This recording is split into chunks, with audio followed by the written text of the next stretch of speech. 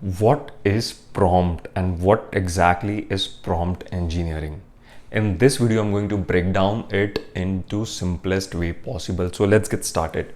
A prompt is just a fancy word that you use to give an instruction or ask a question to an AI model or a chatbot. Think of it like you're talking to someone and asking exactly what you want. That asking, that question, that instruction is what we call as prompt. But just asking a question is not enough.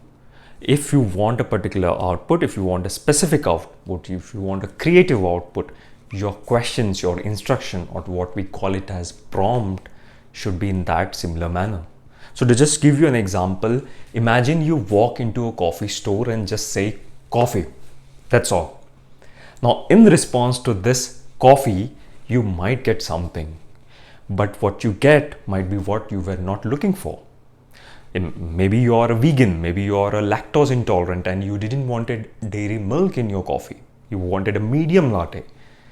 So in that case, next time when you go, you may mention medium latte with almond milk.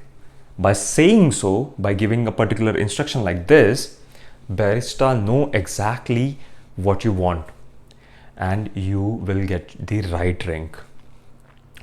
So same is the situation here. In the first case, what you did is you just gave a general instruction. That's what we call as general prompt. But in the second thing, you asked a question or gave an instruction, you customized it, you crafted it by giving a context, by giving some more information and keeping in mind what you exactly wanted. That art, that science of crafting the prompt or crafting the question, crafting the instruction to get the best possible output is what we call it as prompt engineering. So prompt engineering is basically effectively designing a prompt, and prompt is nothing but a question or an instruction that you give to a AI model. Let's take an example in Chat GPT. So here we are on Chat GPT and I will input a very basic general prompt like create me a diet plan for 12 weeks.